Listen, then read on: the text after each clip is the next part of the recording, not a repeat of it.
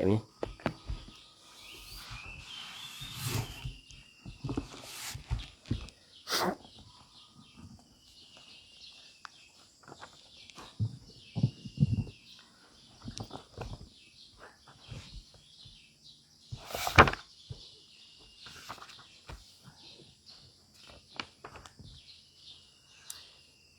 Assalamualaikum warahmatullahi taala wabarakatuh.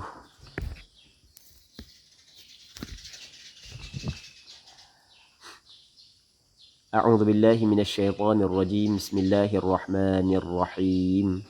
Alhamdulillahi rabbil alamin wassalatu wassalamu ala asyrafil anbiya'i wal mursalin wa ala alihi wa sahbihi ajma'in. Allahumma rabbi shrah li sadri wa yassir li amri wahlul 'uqdatam min lisani yafqahu qawli.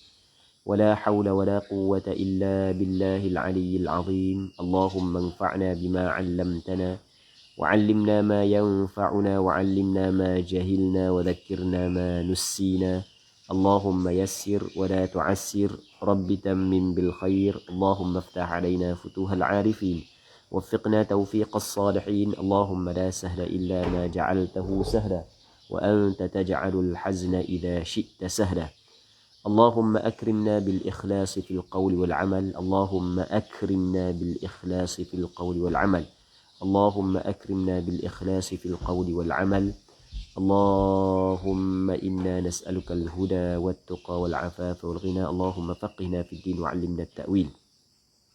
Jadi insyaAllah kita sambung balik pengajian kitab Mughnil Muhtaj, syarah kepada kitab Minhajul Talibin, daripada ataupun bab haid, nifas dan istihadah. Kita masih lagi dalam perbincangan berkenaan dengan hukum hakam haid. Kata pengarang Khatib Asy-Syirbini rahimahullahu subhanahu wa ta'ala wa nafa'ana Allahu bi'ulumihi fid darain amin. Katanya wa waq'ul haidhi fil farji kabiratun minal 'amidil 'alimi bit tahrimil mukhtar yukaffaru mustahilluhu kama fil majmu'i 'anil ashabi wa ghairihim. Wa wat'ul haid, dan wati perempuan yang haid, setubuh perempuan yang haid. Fil farji, pada faraj, setubuh pada faraj. Wat'u mubtada, kabiratun khabar, adalah kabiratun, dosa besar. Jadi menyetubuhi, bersetubuh dengan perempuan yang haid pada faraknya adalah suatu dosa yang besar, itu kabirah. Baik. Tapi dosa besar pun minal amid, daripada orang yang sengaja. Kalau orang hak yang terlupa, maka hak tu tidaklah dosa besar. Sebab terlupa kan? Terlupa tak dosa langsung. Dah orang puang dia pun terlupa orang puang dia datang haid. Setubuh juga. Tu tak ada masalah. Maksudnya tak dosa. Baik. Al-alimi bit tahrim, yang mengetahui dengan tahrim, dengan pengharamannya. Itu syarat yang kedua. Al-mukhtar, yang ada pilihan, bukan ada orang paksa dia. Jadi kalau cukup 3 syarat tu, maka hukum dia adalah dosa besar. Jadi bersetubuh dengan isteri yang sedang datang haid ataupun yang sedang keluar darah nifas, hukum pada kemaluan dia, pada farak dia, hukum dia adalah dosa besar. Hukum dia adalah dosa besar apabila cukup 3 syarat. Yang pertamanya dengan sengaja, itu mana minal amid. Al-amid, orang yang sengaja. Jadi perkataan al-amid, lawang dia adalah an-nasi. An-nasi ni makna orang yang terlupa. Yang keduanya adalah al-alim bitahrimihi, dia tahu tentang pengharamannya. Dia tahu haram, hukum haram dia tahu. Jadi kalau orang jahil, dia tak tahu. Dia ingat tak apa. Ingat benda tak apa. Maka taklah dosa besar. Dosa tetap dosa. Yang ketiganya, bukan paksaan, pilihan dia sendiri. Itu makna al-mukhtar. Bukan setakat tu, bukan yukaffaru mustahilluh, dikufurkan orang yang menghalalnya, wat'il haid, orang yang mengatakan halal orang yang menghalalkan bersetubuh dengan perempuan yang haid dihukumkan kufur. Sebab apa? Sebab dia telah menghalalkan perkara yang disepakati oleh ulama bahawasanya perkara tersebut adalah haram. Dia orang yang menghalalkan perkara yang disepakati oleh ulama, hukum dia adalah haram, dia dihukumkan sebagai ataupun dia saat itu terkeluar daripada agama Islam. Itu maksud yukaffaru mustahilluh. Kama fil majmu'i 'anil ashabi wa ghairihim. Kama fil majmu' ay kama thabata fil majmu'i. Kena ingat ma fil majmu' lepas daripada ma isim mausul ada haraf jar majrur, maka kita biasa kita takdir begitulah. Thabata wastaqarra, sebab kita nak takdirkan silah bagi isim mausul dan kita nak takdirkan aid bagi isim mausul. Kama thabata wastaqarra fil majmu'i, dalam kitab majmu' anil ashab ay ashab Syafi'i wa ghairihim. Seperti apa yang sabit dalam kitab majmu' karangan Imam Nawawi daripada ashab Syafi'i, yang mana Imam Nawawi menakalkan perkataan tersebut daripada ashab Syafi'i, termasuklah Imam Nawawi sendiri ashab Syafi'i. Maksudnya diambil daripada ulama-ulama yang sebelum daripadanya dan selain daripada mereka itu ashab Syafi'i. Bukan hanya mazhab Imam Syafi'i sahaja, bahkan ulama-ulama yang lain pun menyebut perkara yang sama. Lalu tu katanya bi khilafil jahili wan nasi wal mukrah. Berbeza orang yang jahil, orang yang tidak tahu. Al jahil, orang yang tidak tahu hukum haram bersetubuh tadi. Wan nasi, dan orang yang terlupa. Dia terlupa. Isteri dia pun lupa, dia pun lupa. Tak sedar datang haid. Wal mukrah, dan orang yang dipaksa. Tapi apabila cukup syarat paksaan lah. Dipaksa, orang nak bunuh dia, orang yang memaksa dia saat itu boleh mendatangkan mudarat kepada dia. Baik. Kenapakah al-jahil wan nasi wal mukrah berbeza dengan hukum tadi? Maksudnya dia tidak berdosa. Kenapa? Manakah dalilnya? Li khabari inna Allah ta'ala tajawaza an ummatil khata'a wan nisyana wa mastukrihu alaih. Kerana khabar, li khabari, kerana khabar, kerana hadis, sesungguhnya Allah Subhanahu wa taala, ini sabda Rasulullah, sesungguhnya Allah Subhanahu wa taala telah memaafkan, tajawaza an ummati ay afa an ummati, telah memaaf ia daripada umatku. Allah Taala memaafkan umat Nabi sallallahu alaihi wasallam al khata'a, maf'ulun bih bagi tajawaza, akan tersalah, wal nisyan, dan terlupa, wa mastukrihu alaih, dan perkara yang dipaksa mereka itu alaihi alama. Jadi perkara yang mereka itu dipaksa di atasnya.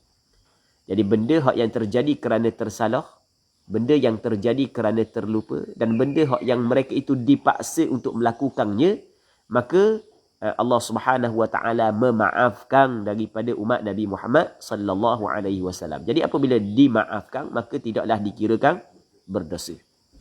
Hadis ini sebenarnya dikeluarkan oleh Imam Ibn Majah, Imam Baihaqi, dan ada beberapa orang ulama hadis yang lain mengeluarkan hadis ini dalam kitab mereka. Cuma hadis ini ulama berbeza pandangan. Ada sebahagian daripada ulama menilai hadis ini sebagai hadis dhaif. Namun sebahagian daripada ulama yang lain menilai hadis ini adalah hadis hasan. Baik. Atas pandangan yang mengatakan hadis ini dhaif, tetapi makna hadis ini disokong oleh Al-Quranul Karim. Rabbana la tu'akhidna in nasina aw akhtana. Wahai Tuhan kami, janganlah engkau mengambil salah kepada kami. In nasina, jika kami terlupa, aw akhtana, ataupun kami tersalah. Begitu juga di sana ada ayat Al-Quranul Karim yang diturunkan setelah daripada Ammar bin Yasir. Dia bercakap dengan percakapan kufur. Dia bercakap dengan percakapan kufur. Jadi dalam ayat tersebut menyebut bahawasanya tidak menjadi masalah selama mana hati dia tidak lapang dengan kekufuran tersebut. Hati dia tidak menerima dengan kekufuran tersebut. Faham? Sebab itulah Ammar bin Yasir dia tidak terkeluar daripada agama Islam.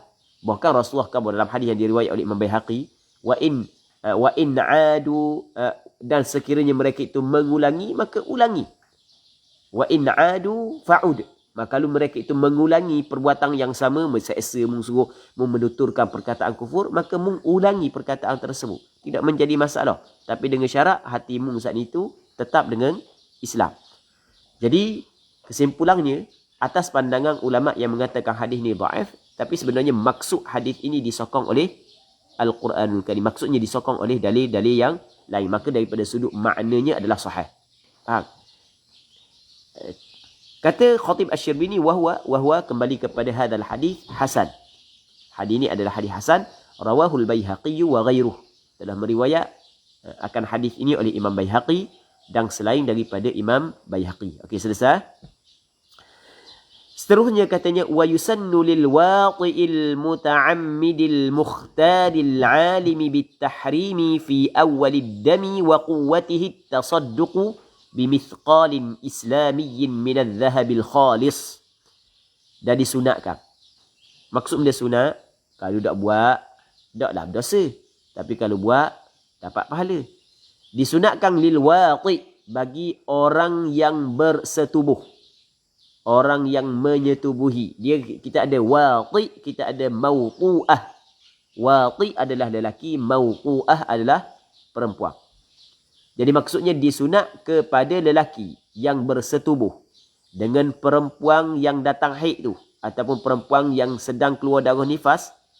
Tapi wati mana? Al-muta'ammid, yang sengaja.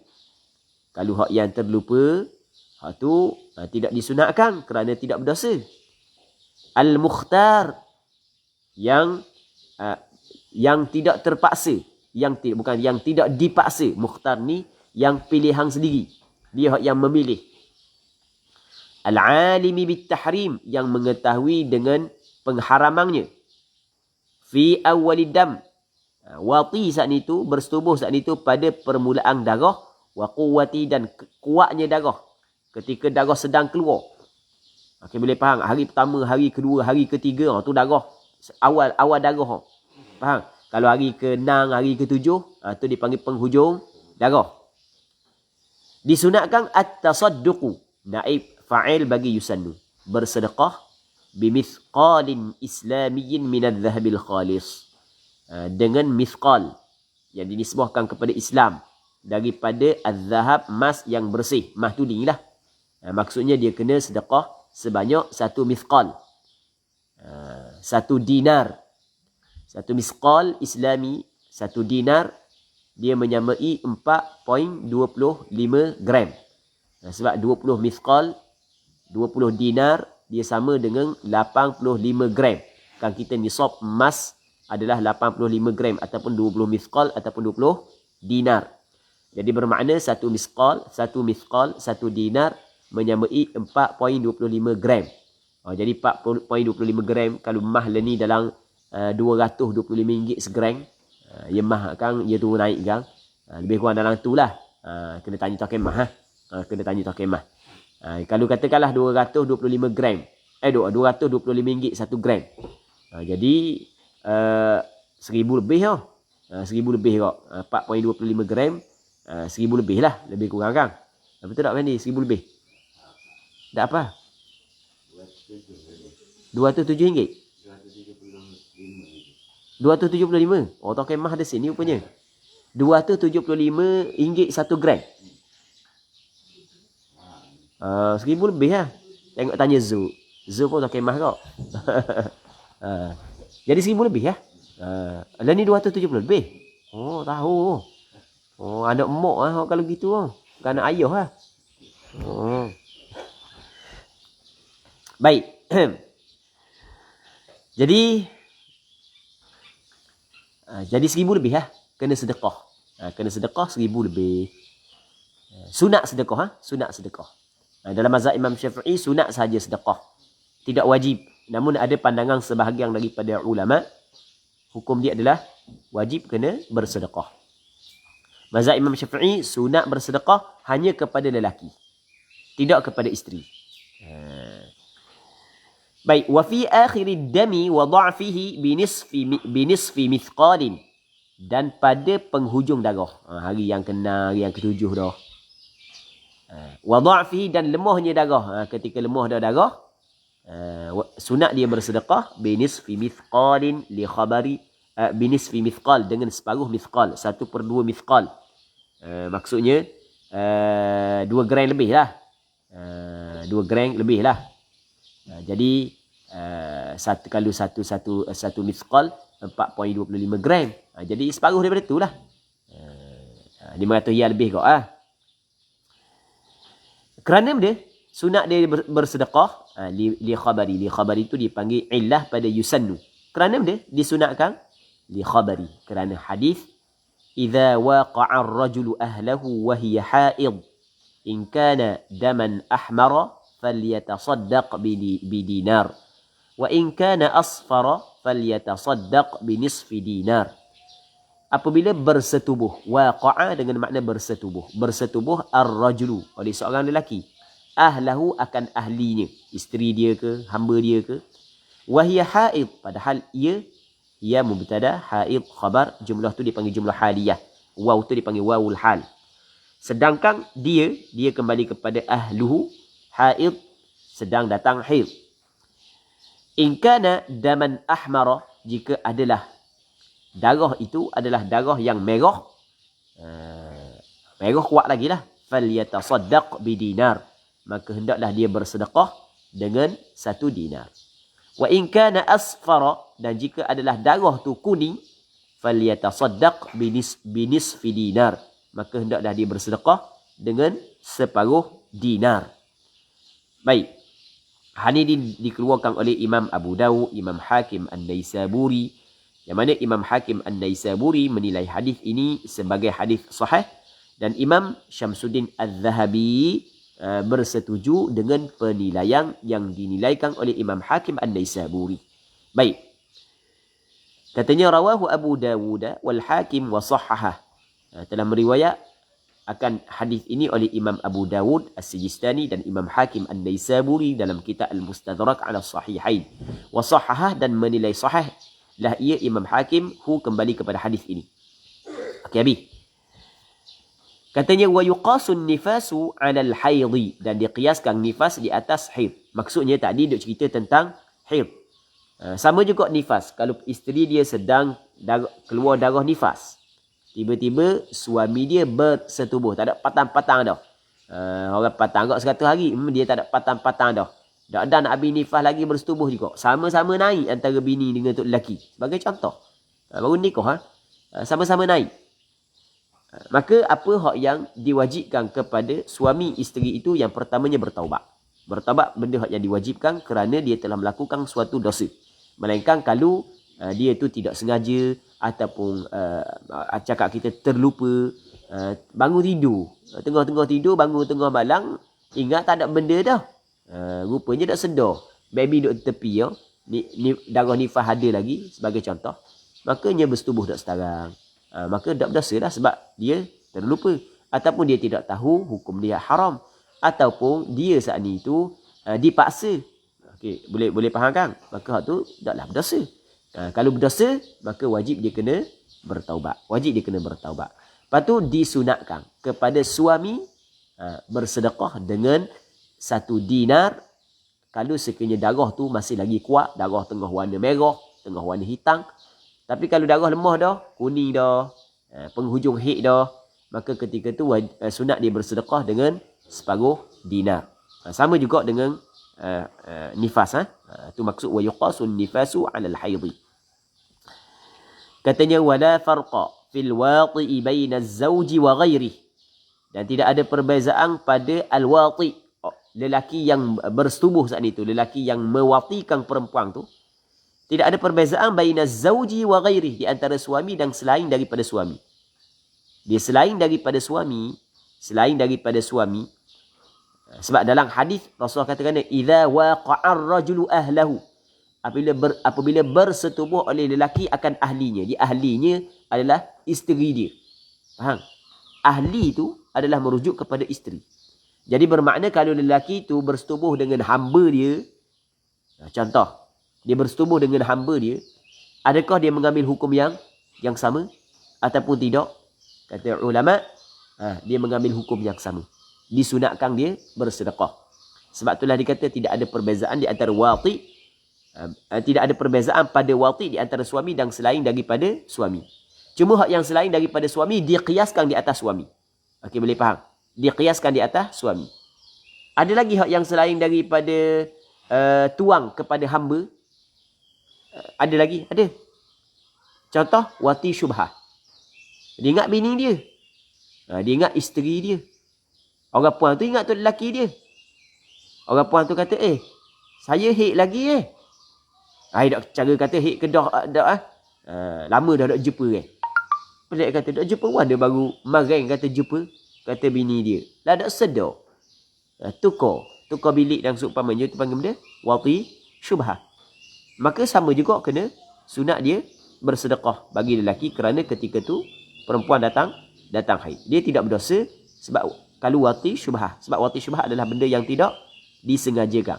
Cuma berdosa sebab dalam keadaan haid. Okey, boleh faham? Sehingga kan lelaki yang berzina dengan perempuan, na'udzubillahi min zalik. Dia berzina dengan perempuan, maka dosa besar.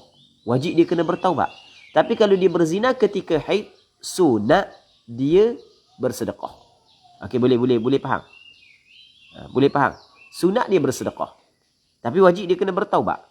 Na'udzubillahi min dzalik. Nas'alullah as-salamata wal afiyah. Katanya, fa ghairu az-zawji, kan tidak ada perbezaan pada al-wati baina az-zawji wa ghairihi. Fa ghairu az-zawji, maka selain daripada suami, maqisun 'ala az-zawji al-waridi fil hadis, diqiyaskan di atas suami yang datang dalam hadis. Hak yang dalam hadis kata Rasulullah, idza waqa'a ar-rajulu ahlahu. Hak tu ar-rajul adalah suami.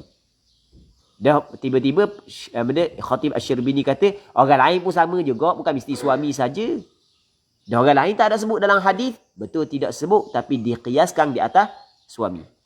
Sebagaimana hukum sabit dengan nas Quran dan hadis, begitu juga hukum sabit dengan benda dengan qiyas. Habis. Katanya wal waq'u ba'da inqita'id dami ila tuhri kal waq'i fi akhirid dam. Fi akhirid dam. Dzakarahu fil majmu'.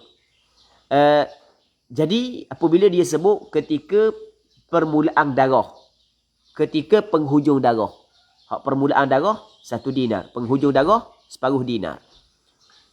Dia akan timbul dah kalau ketika berhenti dah darah tapi orang puan tak mandi lagi. Dia bersetubuh dengan isteri ketika isteri telah berhenti darah. Darah berhenti dah, putus dah darah, kering dah darah. Cakap orang puan biasa guna perkataan kering. Darah kering dah, berhenti dah darah, kering dah darah, tapi tak mandi lagi, boleh ke tak? Majoriti kata tak boleh. Namun mazhab Hanafi kata boleh. Tapi dengan syarat-syarat tertentu. Dengan syarat telah sampai kepada sebanyak-banyak haid dah.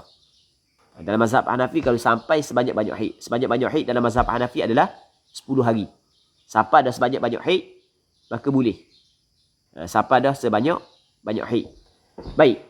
Sebelum daripada mandi. Jadi dalam mazhab Hanafi, membolehkan bersetubuh dengan isteri sebelum daripada dia mandi. Tapi syarat setelah daripada darah berhenti dan darah saat itu telah mencapai sebanyak-banyak haid. Baik. Majoriti tak boleh. Majoriti mesti kena mandi dulu baru boleh. Okey, boleh faham? Atas pandangan mazhab Imam Syafi'i. Setelah daripada perempuan tu kering darah dia dan sebelum daripada mandi, tiba-tiba tok lelaki dia bersetubuh dengan dia, maka hukum dia adalah salah, berdosa. Hukum dia adalah salah dan berdosa. Adakah sunat dia kena bayar juga? Sunat dia bersedekah ataupun tidak? Katanya lagu mana? Wal wat'u ba'da inqita'id dami ila tuhri kal wat'i fi akhirid dam. Dan wati selepas daripada inqita'id dam, setelah daripada terputus darah, ila tuhri hingga kepada suci.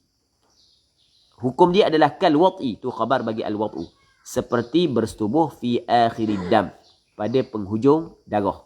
Faham tak lagi? Maksudnya kena sunat tak bersedekah? Sunat tak? Sunat bersedekah. Sebab dia kata benda wati selepas daripada berhenti darah hingga kepada suci.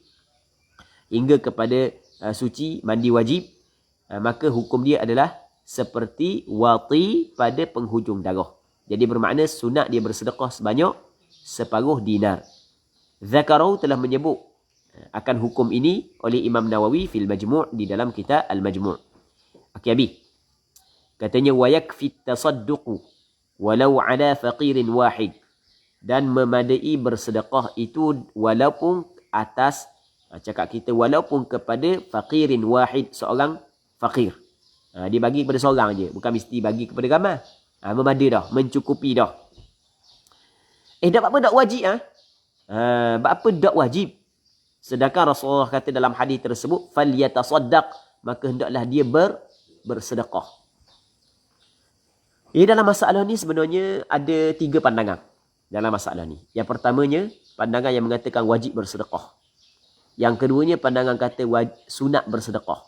Yang ketiganya, pandangan yang mengatakan tidak wajib dan tidak sunat.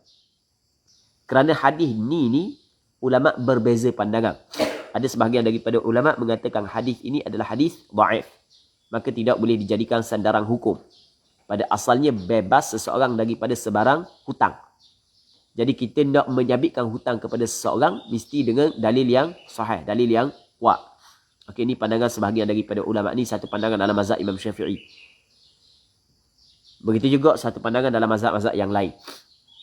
Bukan mazhab Imam Syafi'i saja, mazhab lain pun ada juga berpandangan seperti ini. Pandangan yang kedua adalah wajib kena bersedekah. Ini satu pandangan yang dalam mazhab Hambali. Begitu juga pandangan, tak silap ingat, pandangan Hasan Al-Basri. Ada pandangan sebahagian daripada ulama salaf. Wajib bersedekah. Bukan setakat kepada lelaki, juga kepada perempuan. Kalau perempuan tu patuh, ikut, tidak dipaksa, maka orang puan juga wajib kena bersedekah. Atas pandangan sebahagian daripada ulama. Pandangan yang ketiga kata sunat. Sunat ni hanya untuk lelaki sahaja, tidak untuk perempuan. Tetapi ada juga pandangan yang mengatakan sunat untuk lelaki dan perempuan. Jadi ada beberapa, maksudnya masalah ni ada khilaf. Cuma mazhab Imam Syafi'i, sunat bersedekah untuk lelaki. Okey, boleh faham? Sebab dalam hadis Rasul kata, idza waqa'ar rajulu. Faham apa tu? Falyatasaddaq, maka hendaklah dia bersedekah. Dia tu kembali kepada siapa? Lelaki. Okey, boleh faham? Jadi tuntutan itu adalah kepada lelaki. Baik, apa tak wajib? Sedangkan Rasul kata falyatasaddaq, lamul amr. Lam, suruh. Sedangkan asal pada suruh adalah wajib. Apakah perkara yang memalingkan amar daripada makna wajib kepada makna sunat? Bendakah hak yang memalingkan? Hak yang memalingkan amar di sini, hak asalnya wajib kepada sunat. Tengok, dia banyaklah hak yang memalingkan amar daripada wajib kepada sunat ke, dan kepada harus ke, kepada irsyad ke. Dia adalah perbincangan dia dalam usul fiqh. Kita belajar dah kan usul fiqh. Dah habis tak kita? Mata waraqat dah habis dah kan? Asah tu mata waraqat. Dia kata mana? Bab apa tidak wajib? Wa innama lam yajib. Sesungguhnya tidak wajiblah ia at-tasadduq. Lam yajib ay lam yajibit tasadduq. Tidak wajib bersedekah. Lam yajibit tasadduqu bidinar atau nisfi dinar. Tidak wajib bersedekah dengan 1 dinar ataupun separuh dinar. Kenapa tidak wajib? Katanya li'annahu, kerana sesungguhnya. Sesungguhnya kembali kepada waqt al-haid, bersetubuh ataupun mewatikan perempuan yang haid, adalah waqtun muharramun lil adha. Wati yang diharamkan kerana adha. Apa dia al-adha? Wa yas'alunaka 'anil mahid, apa tu? Qul huwa adha. Mereka itu bertanya kepadamu ya Muhammad tentang darah haid. Katalah ya Muhammad, darah haid itu adalah benda adha. Apa makna adha? Kotor. Jadi darah haid itu adalah kotor. Muslimin muslimat yang dirahmati oleh Allah Subhanahu wa taala. Jadi diharamkan wati kerana adha, kerana ada kotor di situ.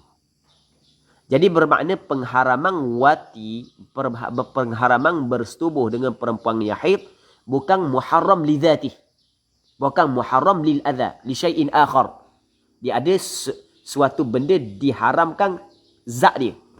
Kadang-kadang diharamkan kerana benda yang lain. Memang diharamkan benda tu, tapi dengan kerana melihat kepada suatu benda yang lain. Jadi wat'ul haid adalah wat'un muharramun laisa li dzatih walakin li syai'in akhar wa huwa al-adha. Okey, boleh faham? Kerana sesuatu yang lain, iaitu menyakit, ada kotor. Okey, jelas kan? Dia berbeza dengan wati bersetubuh dengan perempuan pada siang hari Ramadan. Bersetubuh dengan perempuan pada siang hari Ramadan adalah wat'un muharramun li dzatih. Okey, boleh faham? Jelas kan? Sebab itulah wajib kena bayar kafarah. Hak ni bukan wat'un muharramun li dzatih. Faham? Tetapi wat'un muharramun lil adha. Sebab itulah apabila tidak ada haid, boleh tak wati? Boleh dah wati. Okey, jelas kan? Muslimin muslimat yang dirahmati oleh Allah Subhanahu wa taala, id la yajibu bihi kafaratun. Sebab itulah tidak wajib dengan sebabnya, dengan sebab wati al-haid oleh kafarah. Wajib tak kafarah wati al-haid? Tak. Bandingannya kan liwat, kerana liwat seperti liwat, tu dipanggil bandingan. Liwat, adakah orang yang lelaki yang meliwatkan lelaki yang lain ataupun meliwatkan perempuan? Na'udzubillahi min dzalik, nas'alullah salamata wal afiyah. Semoga Allah Subhanahu wa taala melindungi kita, keluarga kita daripada perkara tersebut. Adakah seorang lelaki yang meliwatkan seorang perempuan wajib kena bayar kafarah? Tidak. Tidak wajib bayar kafarah. Okey, boleh faham? Tidak wajib bayar kafarah. Hukum dia berdosa besar, tapi tidak wajib bayar kafarah. Dia bukan semua dosa besar wajib bayar kafarah. Okey, jelas kan? Bukan semua dosa besar wajib bayar kafarah. Okey, itu alasan dia. Alasan dia kerana wat'ul haid adalah wat'un muharramun lil adha, bukan li dzati. Dia sebab itulah tak wajib bayar kafarah.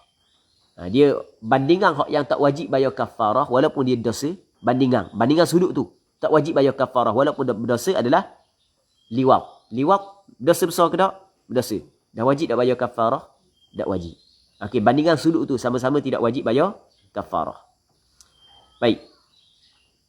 Katanya wa yustathna min dzalikal mutahayyiratu fala kafarata biwad'iha wa in harum. Dan dikecualikan daripada demikian itu al-mutahayyiratu. Naib fa'il bagi yustathna. Perempuan yang mutahayyirah. Perempuan yang mutahayyirah. Akan datang kita akan bincang berkenaan dengan mutahayyirah. Perempuan yang darah dia keluar lebih daripada 15 hari. Lepas tu dia tidak dapat membezakan sifat darah. Satu sifat. Start daripada awal sampai ke hari yang ke-16, 17. Satu sifat. Okay, boleh faham? Lepas tu dia ada dah adat kebiasaan sebelum daripada ni. Tiba-tiba dia lupa adat kebiasaan dia, kadar dan waktu. Maka dia kena mengambil langkah ihtiyat, langkah berhati-hati. Wajib dia kena sembahyang, wajib dia kena puasa. Tidak boleh dia baca Al-Quran melainkan dalam sembahyang, hanya qada yang diwajibkan sahaja. Okey, boleh faham? Dan tidak boleh suami dia bersetubuh dengan dia.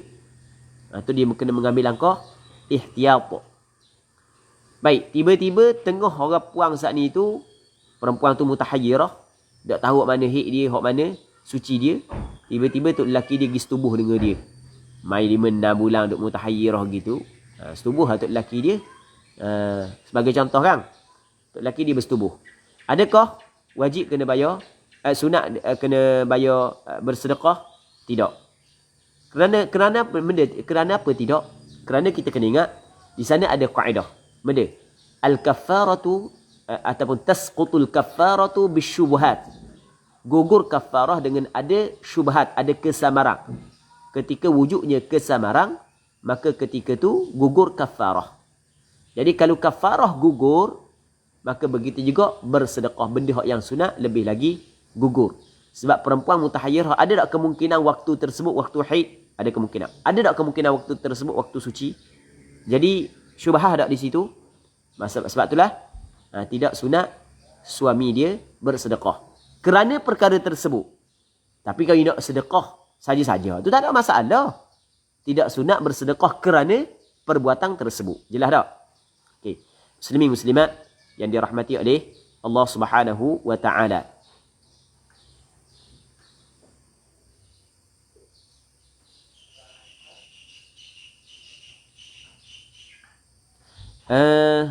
Ada soalan mana? Gana soalan dia ni ya.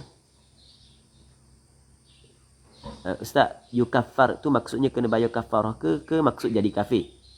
Jatuh kafir. Okey. Ada soalan daripada anak nak baca.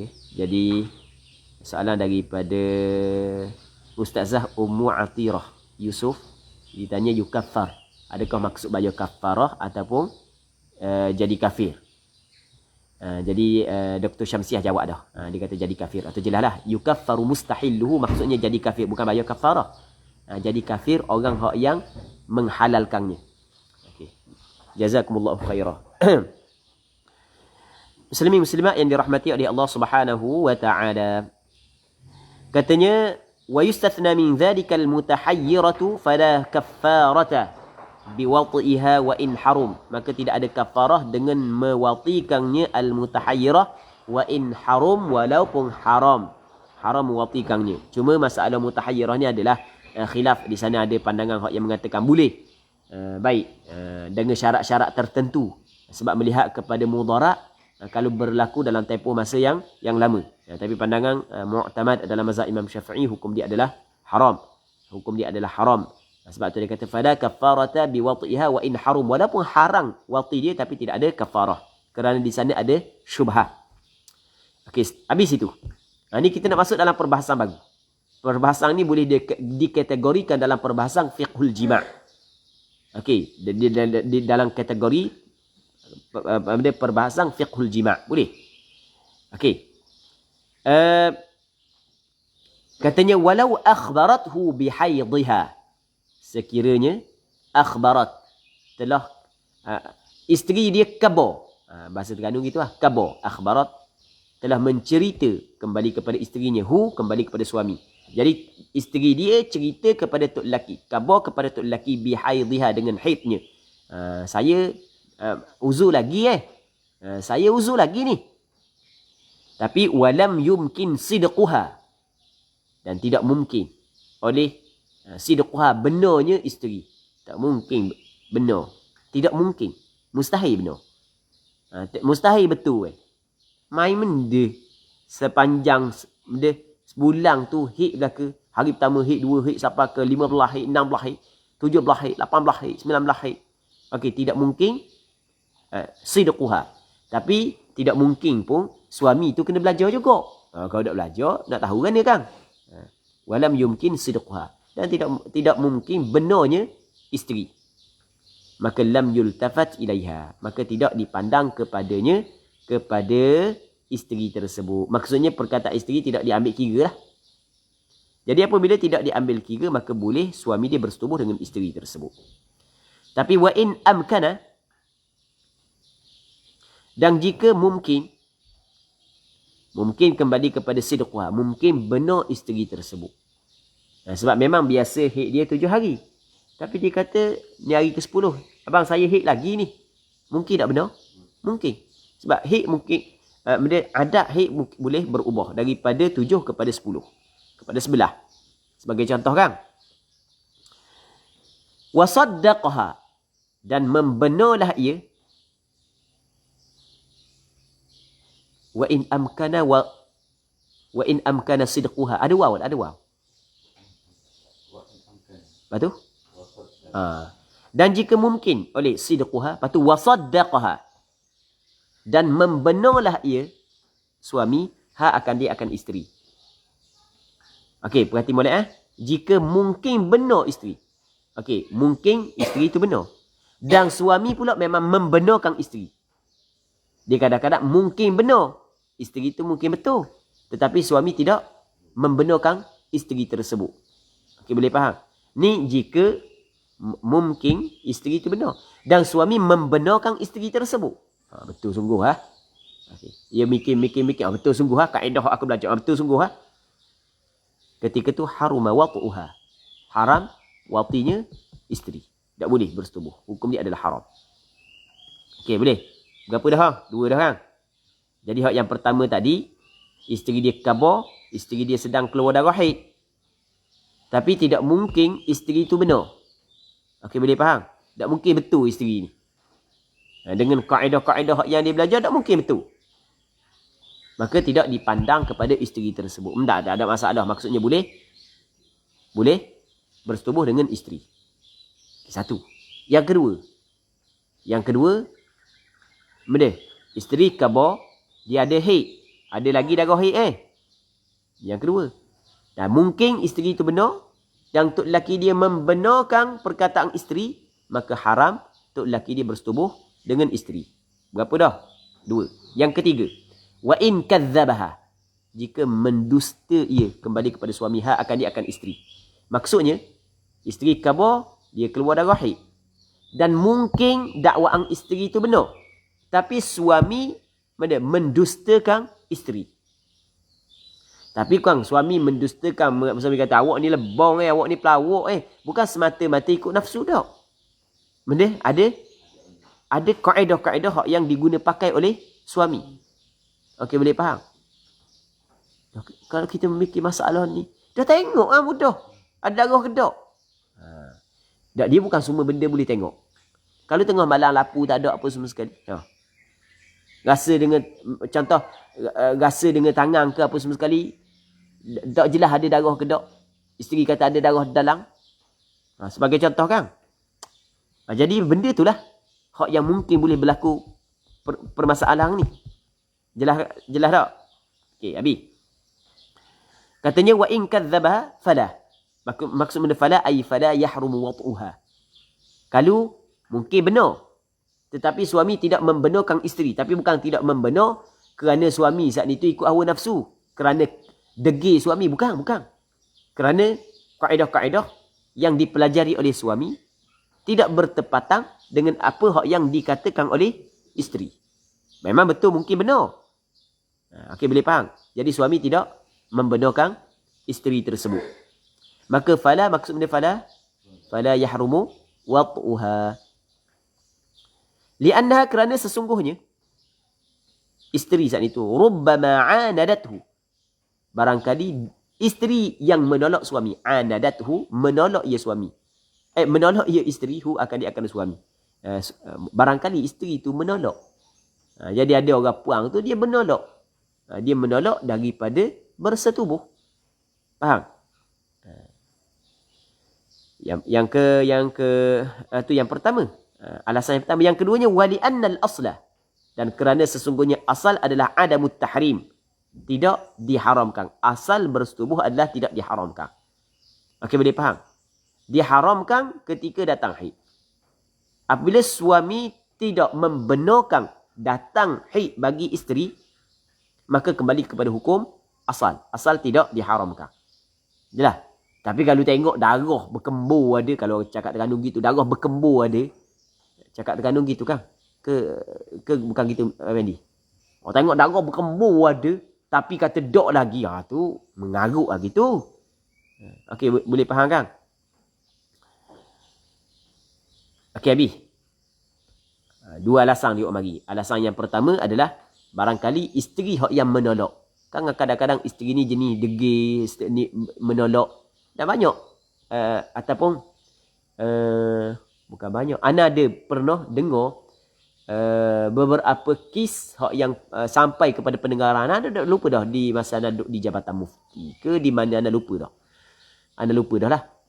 Yang mana antara kes pasangan suami isteri yang pernah diajukan kepada ana adalah isteri dia suram dengan suami.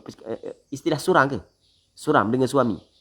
Isteri dia suram dengan suami dan menolak setiap permintaan suami. Menolak. Rupa-rupanya isteri dia ada orang lain. Ini pernah terjadi. Nasallallahu as-salamata wal afiyah. Nasallallahu as-salamata wal afiyah.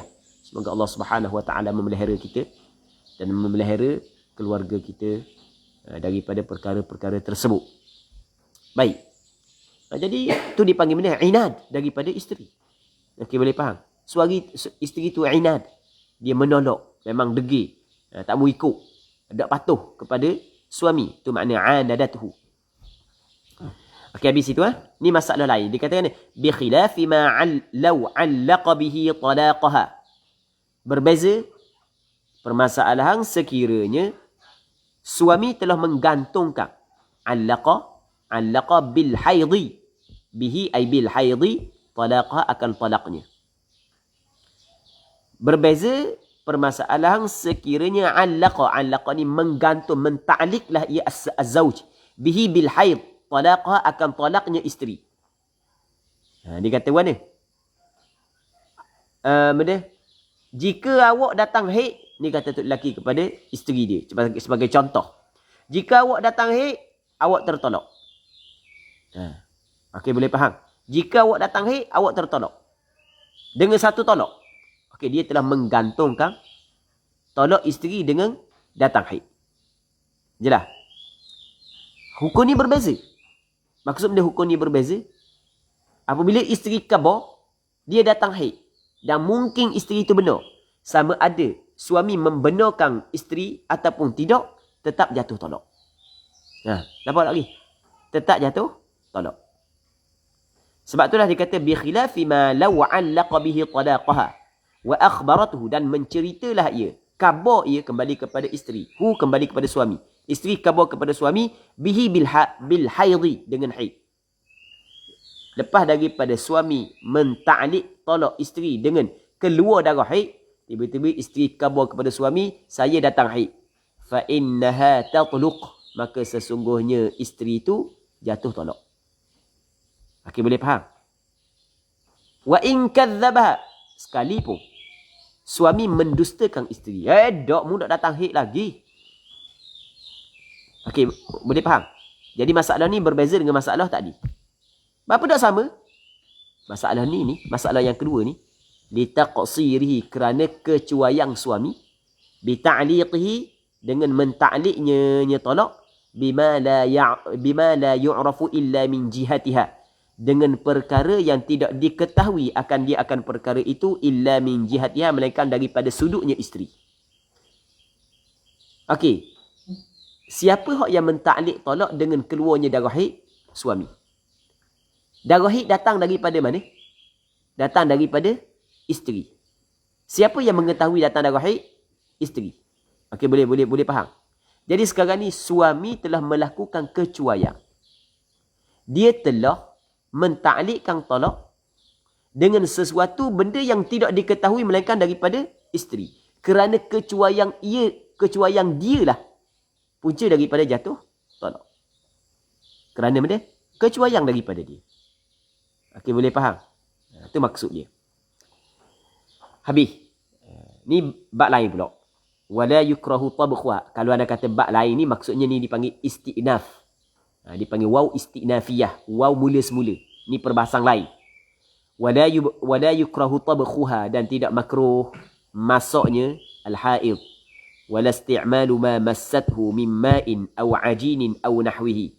Dan tidak juga menggunakan perkara yang telah menyentuhlah ia al-haid, akan dia akan ma.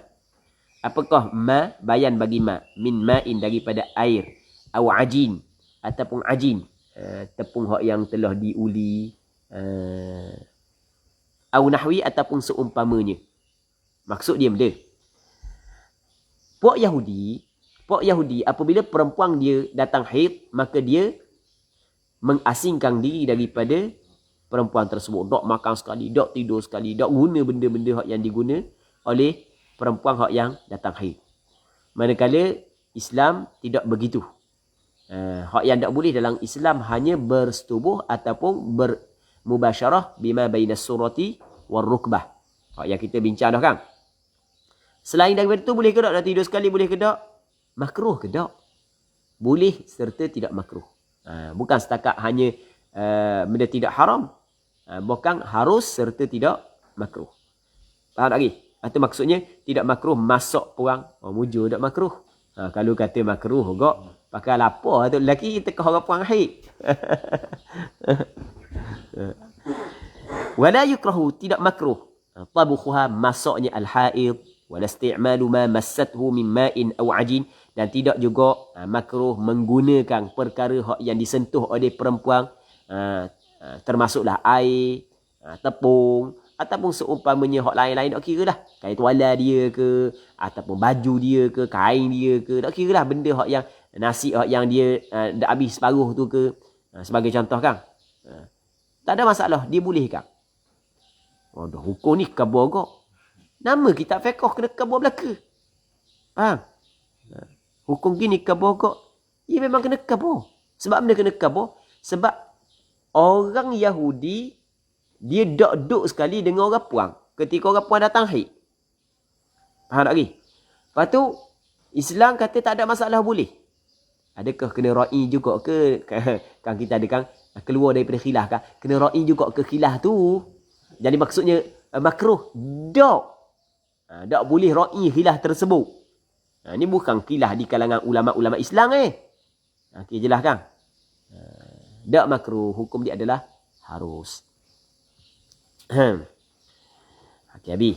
Muslimin muslimat yang dirahmati oleh Allah Subhanahu wa taala.